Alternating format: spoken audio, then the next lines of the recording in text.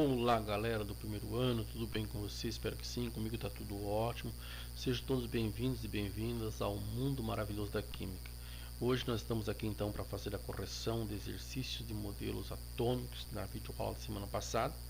E já na sequência nós vamos continuar com identificação do átomo. Vamos identificar o átomo, certo? Então lembre, concluiu aí a nossa correção de exercício. Continue ligadinhos aí que na sequência já vem a nova aula para correção de exercício semana que vem e aí uma atividade avaliativa semana que vem. Então, presto bem atenção, na dúvida, procura o professor novamente como vocês vêm fazendo, vão perguntando e vamos ganhando tempo e junto conhecimento, beleza? Um abração a todos e a todas e fiquem ligados aí. Nós tínhamos lá então o exercício número 3, o primeiro exercício lá que nós tínhamos marcado para vocês. E o autor lá fala o seguinte, lá do livro de vocês: a realização de experiências com descargas elétricas em tubos de vidro fechado contendo gás a baixa pressão produz os raios catódicos, né? Isso aí o nosso amigo Thomson, né, fez esses experimentos. Esses raios são constituídos por feixes de elétrons, né? Então vamos lá, vamos pegar aqui uma canetinha para nós começar a marcar as alternativas corretas aí, né? Vamos lá, tem uma canetinha vermelha aqui. Então está aqui a nossa correta, é a letra E. Muito bem? Vamos para a questão número 2. Questão número 2 ele fala o seguinte, ó, interessante aqui na questão número 2. Questão número 2 ele fala: todas as alternativas sobre a condução de corrente elétrica em solução aquosa estão corretas, exceto, quer dizer o quê? Qual que não está correta? Tem uma que está errada. É essa que nós vamos assinalar, né? Então ele fala, letra A: eletrólitos são substâncias que, ao se dissolver na água, formam solução condutora de corrente elétrica? Sim. Eletrólitos podem conduzir corrente elétrica na fase líquida, mesmo não estando em solução aquosa? Sim. Letra C: os eletrólitos conduzem corrente elétrica porque são formados por íons, que é, no caso, quando falo íons, eu falo de cátions e ânions, né? Ou são capazes de formar íons? Sim. Letra D: íons são partículas, átomos ou moléculas que possuem excesso ou deficiência de carga elétrica, como elétrons e prótons? Não. Essa então é a que está de desacordo aí, né, que é a que a gente vai assinalar então. E a letra E: o açúcar comum não forma íons em solução aquosa? Não, porque o açúcar comum ele não sofre dissociação nem ionização, ele sofre dissolução, por isso que ele não forma íons, né? E é classificado como um não eletrolítico, sim, uma solução não eletrolítica, beleza? Continuando então, nós temos aí a questão número 5. A única afirmação falsa sobre radioatividade é, então, tem uma que é falsa. Então, se eu analisar aí a questão da letra A, ele fala assim: radioatividade é a propriedade de certos elementos, como o caso do urânio, emitirem partículas e radiações? Sim. Letra B: a propriedade do minério de urânio de impressionar o filme lacrado não está relacionado à emissão de raio-x? Correto.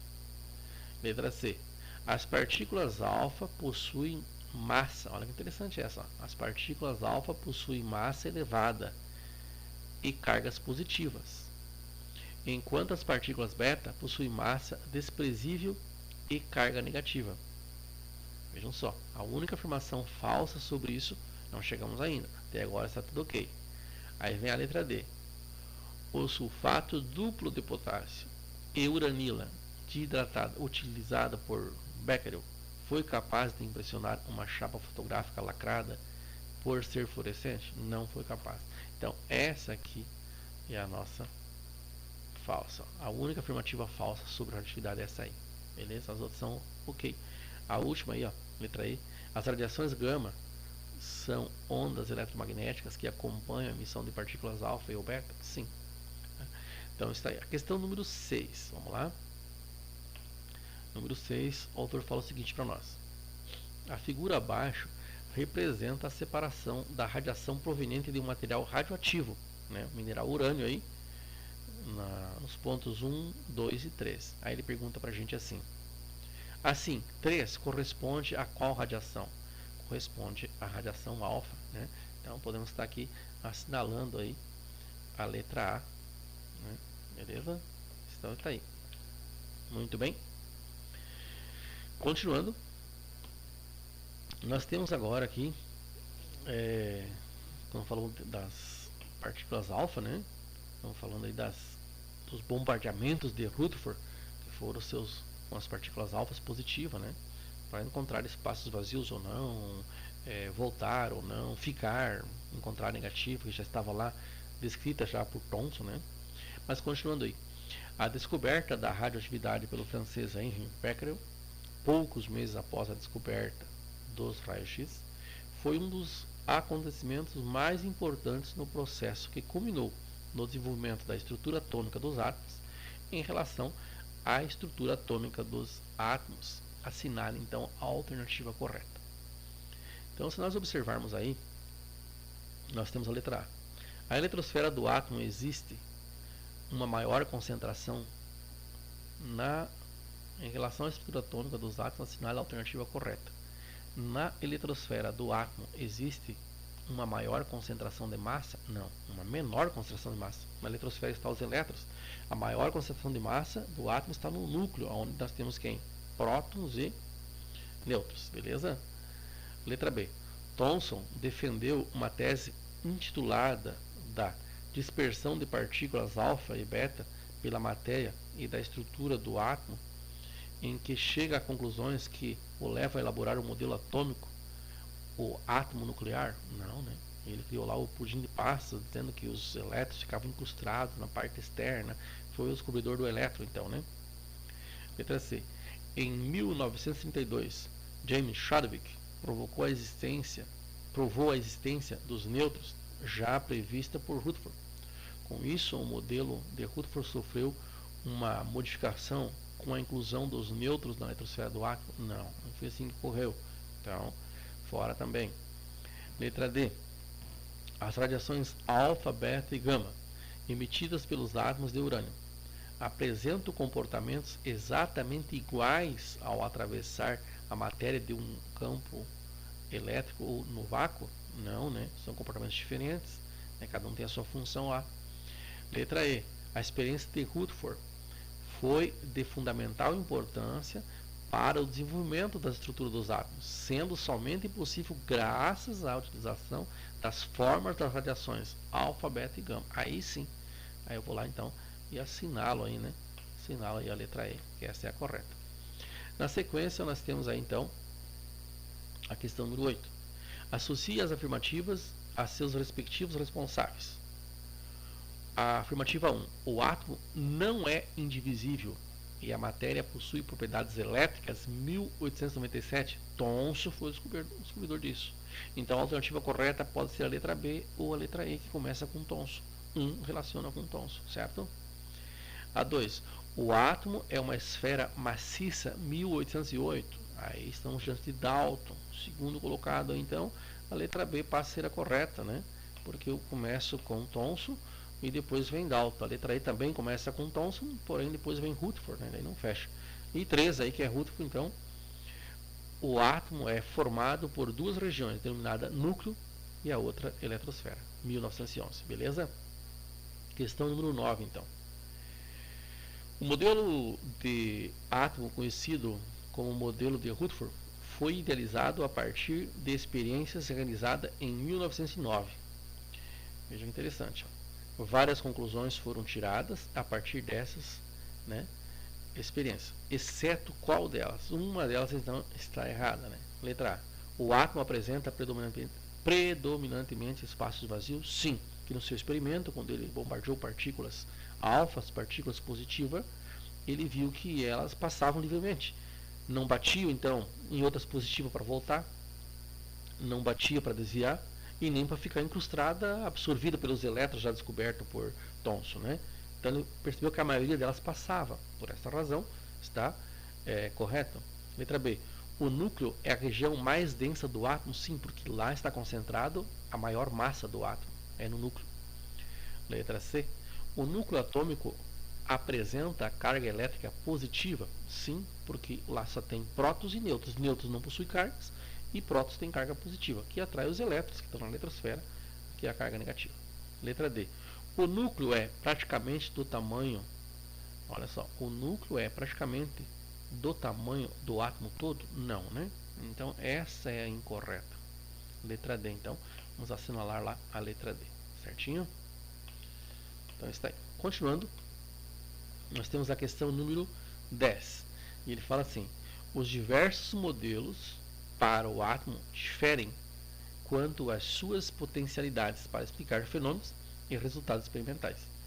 Em todas as alternativas, o modelo atômico está corretamente associado a um resultado experimental que ele pôde explicar, exceto em. Então, no modelo atômico de Rutherford, ele explica por que algumas partículas alfa não conseguem atravessar a lâmina metálica fina e sofrem fortes desvios, porque encontrou partículas positivas lá. E ele bombardeou a alfa positiva, encontrou positiva, não atravessou, voltou, desviou, né? Letra B. O modelo de Thomson explica por que a dissolução de cloreto de sódio em água produz uma solução que conduz corrente elétrica. Sim, descobridor dos elétrons, né? Letra C. O modelo de Dalton explica por que um gás submetido a uma grande diferença de potencial elétrico se torna condutor de eletricidade. Não, ele não explicou isso, porque ele nem conhecia elétrons, né? Então ele não explicou isso. Então, por isso que a letra C aí é a nossa correta, que é a que está errada, na verdade, né? Exceto. Continuando, a questão número 11. Ele fala assim: o colorido dos fogos de artifício resulta da absorção ou da emissão de energia pelos elétrons. Ao absorverem energia, os elétrons saltam de uma órbita de energia mais baixa para uma outra mais elevada. Ao retornarem às órbitas de menor energia, emitem radiações eletromagnéticas, ou seja, de determinada frequência. A cor, frequência da luz emitida depende dos átomos cujos elétrons são excitados. É correto afirmar que esse fenômeno pode ser explicado satisfatoriamente pelo meu modelo atômico de Bohr? Letra A. Sim, porque se nós observarmos aí, quando vocês lá viram a videoaula ou leram sobre o modelo atômico de Bohr, né, então os elétrons vão recebendo energia e vão mudando de uma órbita interna para uma mais externa. São excitados e mudam de órbita. E ao retornarem, eles emitem luz. Cada um emite a sua coloração. Então aí, explicação da fabricação dos fogos de artifício, né? Questão número 12, ele fala assim: uma moda atual entre as crianças é colecionar figurinhas que brilham no escuro. Essas figurinhas apresentam em sua constituição a substância sulfeto de zinco. O fenômeno ocorre porque alguns elétrons que compõem os átomos dessa substância absorvem energia luminosa. Veja bem, absorvem energia e saltam para níveis de energia mais externa. Olha a lembrança da questão 11 aí, ó, a anterior. No escuro, esses elétrons retornam aos níveis de origem, liberando a energia luminosa e fazendo a figurinha brilhar. Essa característica pode ser explicada também pelo modelo atômico de Bohr. Está aqui embaixo da nossa imagem aqui. Isso aí, então, modelo atômico de Bohr. Beleza? Essa questão aqui, então, e mais polêmica, mostra para nós a 14. Cada elemento químico apresenta um espectro característico. E não há dois espectros iguais. Cada um tem o seu. É tipo o seu DNA, cada um tem o seu. Certo? O espectro é o retrato interno do átomo e, assim, é usado para identificá-lo, conforme a ilustração dos espectros dos átomos dos elementos hidrogênio, hélio e mercúrio. Então, se você observar aí, cada um tem o seu espectro, cada um tem um formato diferente, não são iguais. E aí fala o seguinte: Bohr utilizou o espectro de linhas, que é esse aí que está mostrado acima, para representar seu modelo atômico, assentado em postulados cujo o verdadeiro é. Olha que interessante, ó. Aqui, se nós analisarmos, ó, ao mudar de órbita o nível, o elétron emite ou absorve energia superior à diferença de energia entre as órbitas, ou níveis onde ocorre essa mudança. Então, não é superior nem inferior. Tá? Então, é errado. Letra B. Todo átomo possui um certo número de órbitas, certo? Com energia constante, que não oscila, não vai aumentar nem diminuir, chamado estados estacionários, nos quais o elétron pode movimentar-se quando excitado para fora, sem perder nem ganhar energia. E na volta, né, liberando, então, energia luminosa. Então está aí a letra B, nossa alternativa correta. Muito bem. Gente boa, nossa correção de exercício está por aí, né? E agora vocês vêm aí para a identificação do átomo. Assunto novo aí que vem. Depois também vem uma bateria de exercício no final. Assista até o final para lograr em êxito aí nas atividades depois. Identificando um átomo. Então, o átomo eu posso identificar com o seu número de prótons, o seu símbolo químico. O número de prótons é igual ao número de nêutrons, né? Então, se um elemento químico tem o número de prótons 5, e eu achar qualquer outro com o número de prótons 5, bom, eu achei o mesmo elemento químico então. Observa aí, ó. O elemento com o número de prótons 5 passou a ser o boro. Agora, se ao invés do número de prótons 5 for o número de prótons 4, né? Ó, é outro elemento químico. Não estou mais diante do boro, agora sim estou diante do berílio. O número de prótons ou o número atômico de um elemento químico passa a ser igual ao nosso CPF, cada um tem o seu. Através do meu número de CPF, o pessoal vai estar sabendo se eu sou uma pessoa que paga minhas contas em dia ou não, o que eu tenho, o meu nome, o que eu não tenho, enfim, é uma identificação. O número atômico também, o número de prótons, que é o mesmo número atômico, que a gente vai estar vendo depois na sequência, é uma identificação do átomo, certo? Então está aí. E se nós mudarmos agora, e o número de prótons for 2, eu estou diante de quem? Do nosso coleguinha hélio, um gás nobre, lá do grupo 18. E aí vem uma afirmação para nós. Os diferentes tipos de átomos, elementos químicos, são identificados pela quantidade de prótons que possui. Né? Então, se possui 2 prótons, tudo que possui 2 prótons é hélio. Tudo que possui 5 é boro. Tudo que possui 4 é berílio. Tudo que possui 11 é sódio. Né? Pegando lá a tabela periódica. E aí vem mais uma outra observação fantástica, muito importante. Né? Só vamos posicionar diferente aqui. Olha, esta quantidade de prótons recebe o nome de número atômico e é representada pela letra Z. Por que pela letra Z, professor? Número atômico começa com A. Nós temos a massa atômica descoberta primeiro, começa com A. E a palavra do número atômico, ele é derivado da palavra azimutal. Então a primeira letra é A e a segunda é Z. Por isso o símbolo do número atômico é a letra Z, certo? E aí diz para nós o seguinte, ó. Ao conjunto de átomos com o mesmo número atômico, damos o nome de elemento químico, correto? Então, quer dizer o quê?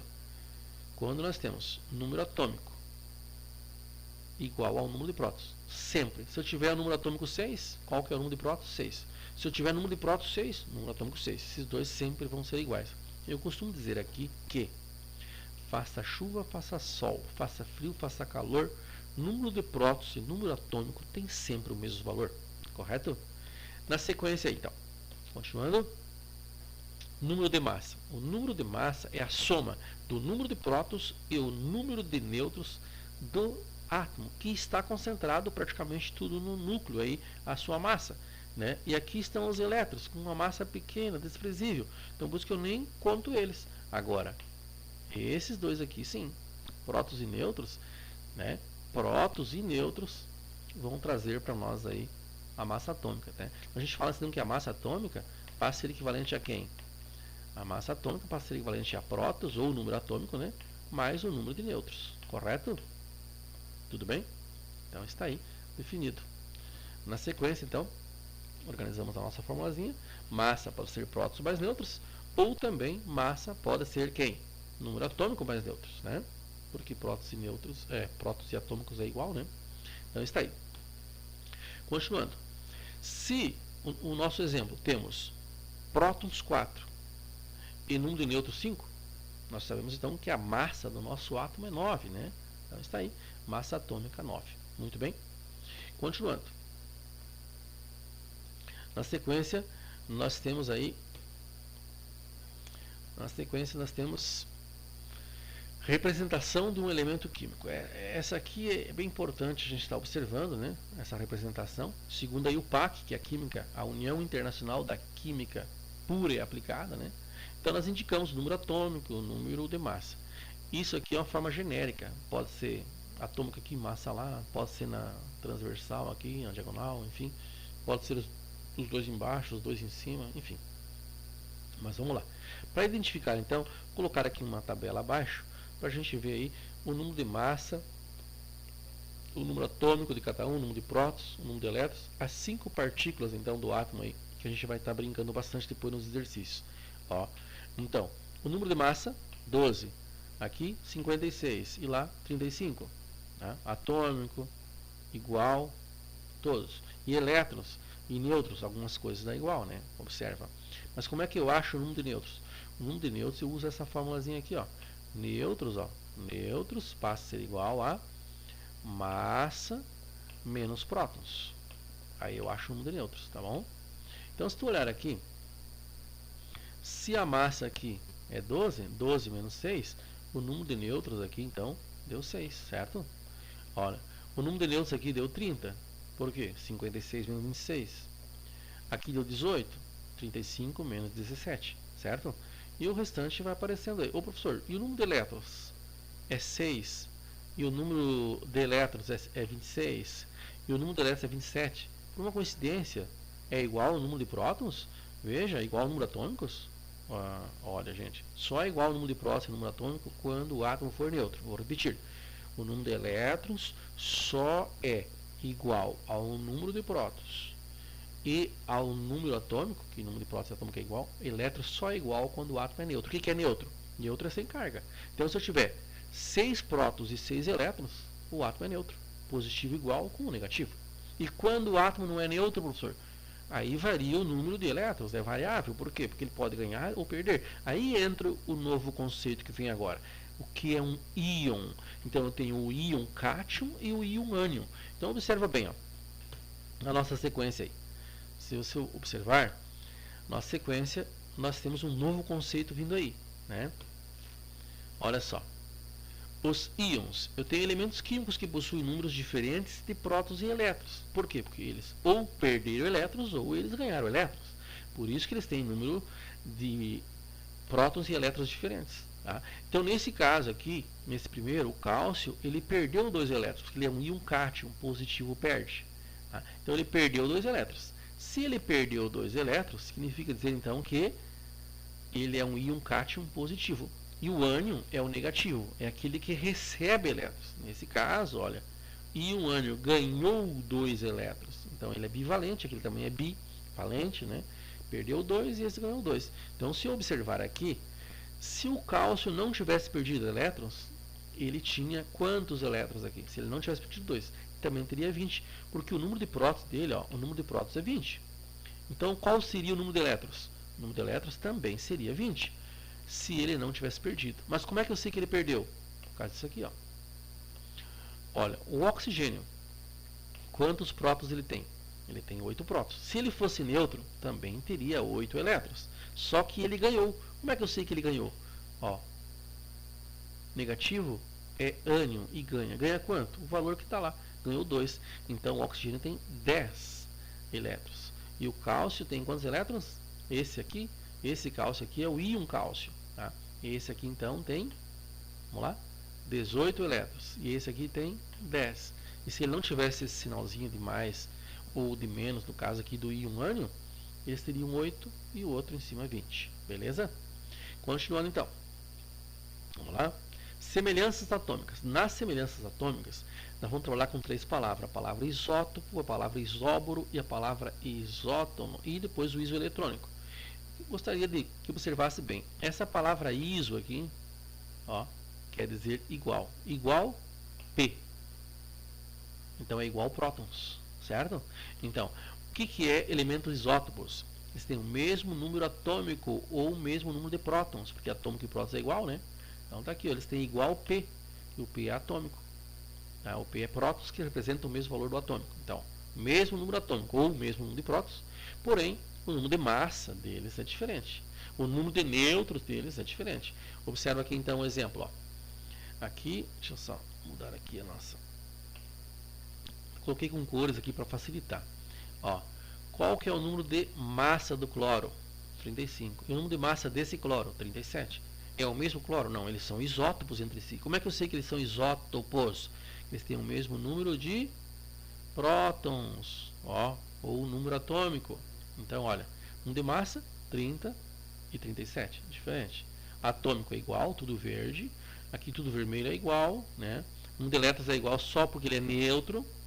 E aí o número de nêutrons é diferente, porque 35 menos 17 é diferente do que 37 menos 17. Então eu tenho 18 nêutrons e 20 nêutrons. Então o que é elemento químico isótopo entre si? Iso igual. P prótons, igual prótons, que é o mesmo que número atômico. Muito bem.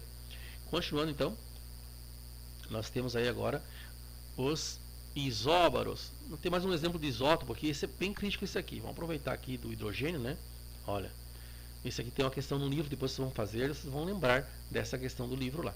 Tá? O primeiro exercício de vocês está lá para fazer, já fala sobre eles aí, ó, tá bom? Desse exemplo aí. Observamos lá então. Nós temos aqui o elemento químico hidrogênio 1, chamado de monotério, o hidrogênio 2, chamado de deutério, e o hidrogênio 3, chamado de tritério, ou trítio também, né? Então nós temos lá hidrogênio leve, hidrogênio pesado e o trítio, beleza? Que é o tritério. Agora vejam só.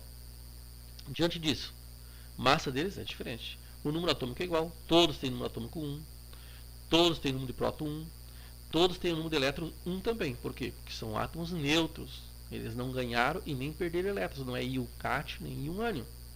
E o número de nêutrons é diferente. Veja, 1 menos 1, 0. 2 menos 1, 1. 3 menos 1, 2. Esse é o número de nêutrons. O número de nêutrons vai ser o quê? Massa menos prótons. Beleza?